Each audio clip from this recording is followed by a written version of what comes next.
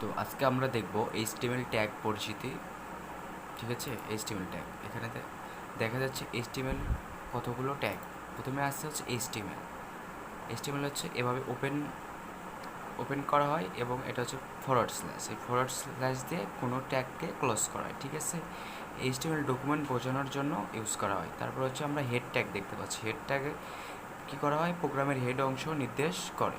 তারপর হচ্ছে title tag কী করে, টাইটেল ট্যাগ হচ্ছে ডকুমেন্ট টাইটেল বোঝানোর জন্য ইউজ করা হয়। দেন আমরা দেখতে পাচ্ছি বডি ট্যাগ, প্রধানত প্রোগ্রামের মূল অংশ এখান থেকেই শুরু হয়। এখানে দেখতে পাচ্ছি অ্যাঙ্কর ট্যাগ সাধারণত প্রোগ্রামে বিভিন্ন link, external link, internal link এগুলো ইউজ করার জন্য ইউজ করা হয়। তারপর হচ্ছে আমরা H1 ট্যাগ দেখতে পাচ্ছি। হেডিং ট্যাগ মূলত H1 থেকে H6, তার মধ্যে হচ্ছে H1টা সব থেকে বড় এবং H6টা সব থেকে ছোট। তারপর হচ্ছে বি ট্যাগ দ্বারা আমরা বুঝি হচ্ছে কোনো কিছুকে বোল্ড করার জন্য আমরা বি ট্যাগ ইউজ করে থাকি।